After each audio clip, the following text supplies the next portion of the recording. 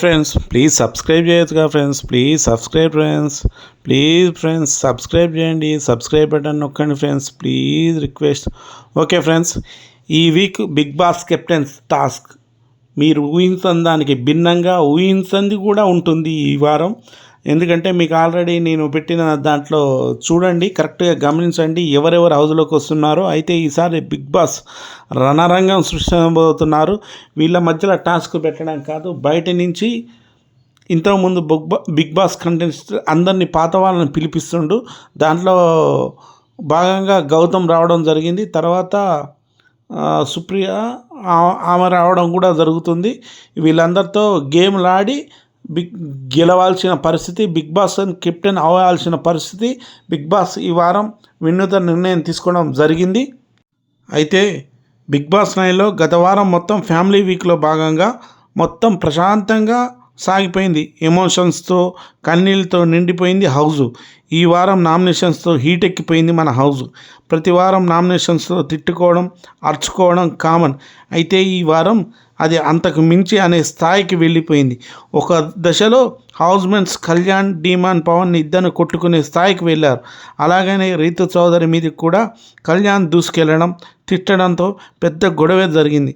చివరికి హౌస్మెంట్స్ అందరూ పరిస్థితిని చక్కదిద్దడానికి చాలా ట్రై చేశారు. అయినా కూడా కళ్యాణ్ అసలు తగ్గలేదు.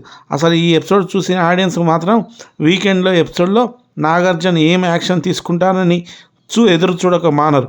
ఎందుకంటే ఈ మొత్తం గొడవలో బిగ్ బాస్ ప్రాపర్టీ డ్యామేజ్ అయ్యాయి. అమ్మాయిని చూడకుండా మీదికి వెళ్ళడం, ఇక డీమాన్, పవన్, కళ్యాణ్ ఫిజికల్ అవ్వడం చాలా జరిగాయి. అయితే ఒక విధంగా చెప్పాలంటే మన తెలుగుది బిగ్ బాస్ 100% కొద్దిగా నయం ఫ్రెండ్స్. మీరు తమిళ బిగ్ బాస్ చూసుకున్నట్టయితే మామూలుగా ఉండదు. అసలు నేను మొన్న ఒక 3 days బ్యాక్ తమిళ బిగ్ బాస్ చూసా. అసలు మామూలుగా ఒక లేడీ, ఒక జెంట్స్, మీరు చూడండి కావాలంటే ఒకసారి దాంట్లో తమిళ బిగ్ బాస్ కొట్టి చూడండి, ప్రోమోస్ అవి కొట్టి చూడండి, మీకు వస్తాయి. మామూలుగా అది కొట్టి చూస్తే అర్థమవుతుంది. నేను ఎపిసోడే చూసిన, మీరు ప్రోమోలు కొట్టి చూడండి, మీకు అర్థమవుతుంది. వాడు ఒక ఆయన నిలబడతాడు, ఒక పర్సన్ నిలబడతాడు, గేమ్ స్టార్ట్ అవుతుంది. గేమ్ స్టార్ట్ అయినప్పుడు ఆయన ఏం చేస్తాడు, లేడీ జెంట్స్ గేమ్, దాంట్లో వాళ్ళ కాడ ఉన్న బాటిల్స్ కాపాడుకోవాలి. లేడీ వస్తుంది, ఆ బాటిల్స్ అంటే ఎవరి కాడ ఉన్న బాటిల్స్ అయినా దొంగతనం చేసి ఆ బాటిల్స్ మళ్ళీ తీసుకెళ్ళి వాళ్ళ దగ్గర పెట్టుకోవాలి.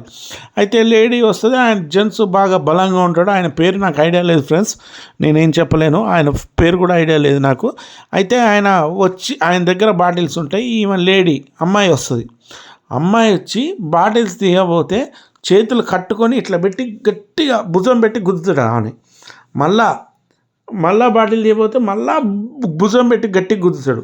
మళ్ళా బాటిల్ తీయబోతేసరికి భుజం పెట్టి గట్టిగా గుద్దుతాడు.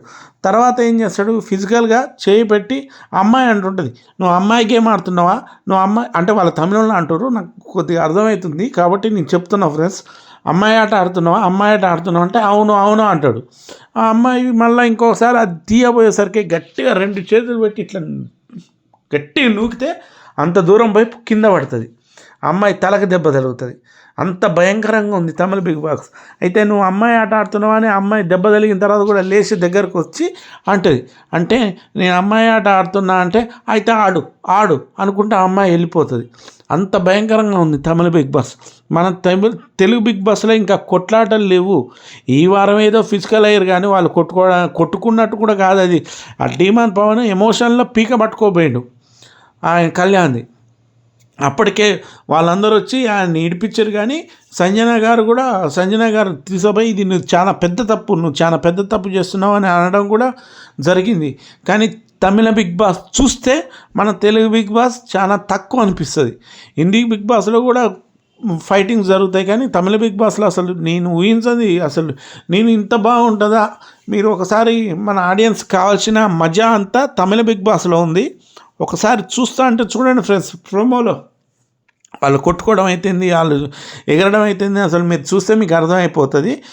అంతేకాకుండా కళ్యాణ్ వచ్చేసి రీతు చౌదరి మీదకి పోవడం అనేది చాలా పెద్ద తప్పు. అక్కడ ఇంత పెద్ద ఆర్గ్యుమెంట్ ఏముంది, అంత పెద్ద ఆర్గ్యుమెంట్ ఏమైనా ఉందా, ఏమన్నా అపవాదేసిందా, అంత మీదకి పోయి ఊరికిపోయి అంత అవసరం ఏంది. ఆయన నెమ్మదిగా చెప్పొచ్చు, దానికి అంత అగ్రెసివ్ కావడం అనవసరం. కానీ కళ్యాణ్ అయ్యి ఆయన మైనస్ తెచ్చుకుంటుండు, ఎందుకంటే ఈ వారం ఆయన చాలా టాప్లోకి వస్తుండు. తనుజకి ఆయనకి దగ్గర దగ్గర మామూలు పోటీ లేదు. మీకు తర్వాత చెప్తా ఫ్రెండ్స్ వీళ్ళిద్దరి మధ్యలో ఓటింగ్ గురించి కూడా, అసలు మామూలుగా లేదు వీళ్ళిద్దరి మధ్యలో. అట్లాంటి కళ్యాణ్ ఎందుకు ఒక విషయంలో మచ్చ తెచ్చుకుంటుండు, ఆ అమ్మాయి మీదకి రీతు చౌదరి మీదకి ఎందుకు పోవాల్సి వచ్చింది, అంత అవసరం కూడా లేదు అగ్రెసివ్. డిమాండ్ పవన్ వచ్చి రీతు చౌదరి మీద పోతుంటే కోపంతో ఆయన మెడబట్టుకోపోతాడు. తర్వాత సంజన గారు వచ్చి రీతు చౌదరి మధ్య జరిగిన ఎలిమినేషన్ అయితే నామినేషన్ టాస్క్ అయితే బాపా మామూలుగా లేదు. ఒక అమ్మాయి మీద సంజన గారు ఏ విధంగా నోరు జారాలో ఆ విధంగా నోరు జారుస్తారు. ఆమె స్క్రిప్ట్ ప్రకారం ఆమె నా ఫ్రెండ్ అని చెప్తుంది. ఒక విధంగా చెప్పాలంటే జనాలకు కూడా అర్థమవుతుంది రీతు చౌదరి ఒక స్క్రిప్ట్ ప్రకారమే నడుచుకుంటుంది అని. ఇమానియల్ కూడా చెప్పిండు, అమ్మ నువ్వు చేసింది తప్పు, ఆ మాట వెనక్కి తీసుకో అంటే నేను ఏమన్నా చిన్నపిల్లలాగా అవపడుతున్నాను నీకు?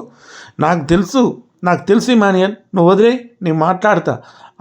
వాళ్ళిద్దరు కలిసి నైట్ పూట రాసుకుంటూ కూర్చోవట్లేదా అన్నప్పుడు ఒక అమ్మాయిని ఆ విధంగా సరే వాళ్ళ వ్యక్తిగతం, అది పర్సనల్ విషయాన్ని తీసుకొచ్చి నువ్వు ప్రైవేట్గా చెప్పడం అనేది పద్ధతి కాదు.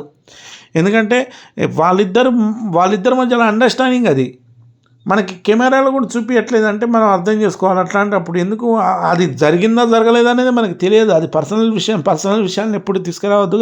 సంజన గారు హైపర్లా ఆమె అనవసరంగా కొన్ని విషయాలు నోరు జారుతుంది పాపం. దీనివల్ల ఆమెకి బ్యాడ్ అవుతుంది తప్ప లేడీస్లో కూడా బ్యాడ్ అయిపోతుంది ఆమె కొన్ని విషయాలు. ఈ విధంగా నోరు జారడం అనేది ఆమె కంట్రోల్ చేసుకోవాలి. ఇమానియల్ కంట్రోల్ చేద్దామని చూస్తుంది, కానీ ఎప్పుడైతే ఈమె నామినేషన్లోకి వస్తాడో ఈమె నామినేషన్స్ ప్రక్రియకి ఈమె ఎవరినైనా నామినేట్ చేసే కథ ఈమె కంట్రోల్ కాలేకపోతుంది. ఆమె అసలు ఏది నువ్వు ఈ విధంగా హౌస్లో నడుచుకోవడం, నీలాగా హౌస్లో ఏమన్నా నేను నడుచుకున్నానా ఆ విధంగా మాట్లాడడం, అసలు ఆమె చూస్తుంటే ఆమె మాటలు కూడా నాకు బాగా ఇబ్బంది అనిపించినాయి. ఎందుకంటే ఒక అమ్మాయి గురించి ఆ విధంగా పోర్ట్రే చేయడం అనేది కూడా మంచి పద్ధతి కాదు. సంజన గారు ఇప్పటికైనా చేంజ్ కావాలి, కానీ కావట్లేదు. 12 వీక్ వచ్చింది, ఏం మాట్లాడకూడదో సంజన గారికి తెలియదా? కానీ ఆమె తన ఇష్టం వచ్చినట్టు నోజారడం వల్ల ఒక అమ్మాయి మీద ఒక ముద్ర పడిపోతుంది. ఎందుకు అనవసరంగా ఆ రీతు చౌదరికి అప్పటికే ఆల్రెడీ ఆమె చాలా వరకు తగ్గించుకుంటారు, కానీ ఆ డిమాండ్ పవన్ కూడా కళ్యాణ్ మీదకి ఆ విధంగా పోవడం, నాకు తెలిసి ఈ వారం ఖచ్చితంగా రెడ్ కార్డు రావచ్చేమో, చూద్దాం ఫ్రెండ్స్. వాళ్ళ మధ్యలో ఎవరికైనా నాగార్జున గారు ఈ వీక్ కళ్యాణ్ గారికి రెడ్ కార్డు ఇస్తాడేమో అని అనిపిస్తుంది. ఎందుకంటే కళ్యాణ్ ఇప్పటివరకు కష్టపడ్డావు, చాలా వరకు కష్టపడి వస్తున్నావు, నువ్వు ఒక ప్లేస్కి వచ్చినావు. ఇప్పుడు తనుజకి కళ్యాణ్కి మధ్య పోటీ ఉంది వాళ్ళిద్దరి మధ్యలోనే. అట్లాంటప్పుడు కళ్యాణ్ ఈ విధంగా బిహేవ్ చేయడం ఆయనకి చాలా మైనస్ అవుతుంది. కాబట్టి కళ్యాణ్ తన బిహేవియర్ని మార్చుకోవాలి. అది చిన్న విషయమే, పెద్ద విషయం కాదు అది. వాళ్ళు మాట్లాడుకుంటారు, వాళ్ళ అండర్స్టాండింగ్కి వస్తారు, వాళ్ళిద్దరి మధ్య గొడవ నువ్వు మధ్యలో రావద్దని రీతు చౌదరి చెప్తే అయిపోయేది. డిమాండ్ పవన్ కళ్యాణ్ మాట్లాడుకున్నప్పుడు రీతు చౌదరి నువ్వు రావద్దా, లేకపోతే నువ్వు కళ్యాణ్ కామ్గా ఉంటే అయిపోయేది, ఒక నిమిషం ఏం మాట్లాడకుండా ఉన్నా అయిపోయేది. కళ్యాణ్ అమ్మాయి మీదకి రీతు చౌదరి మీద పోవడం అనేది అది బయట పోట్రే అనేది ఆయనకి ఓటింగ్లో కొద్దిగా తేడా రావచ్చేమో, కానీ కళ్యాణ్ ఓటింగ్ కూడా భయంకరంగా పెరిగింది. కాకపోతే ఇలాంటి సమయంలో ఈ విధంగా జరగడం అనేది కొద్దిగా బాధ అనిపిస్తుంది కళ్యాణ్ది. ఎందుకంటే మన తెలుగు కుర్రాడు కూడా ఫస్ట్ స్థానంలోకి వస్తుండు. కాబట్టి ఈ విధంగా ప్రవర్తించడం ఇంటి సభ్యులు రెడ్ కార్డు ఏమన్నా నాగార్జున గారు ఈ వీకెండ్లో ఇవ్వచ్చేమో అనిపిస్తుంది. Okay friends, please subscribe my channel, please like my videos, please subscribe.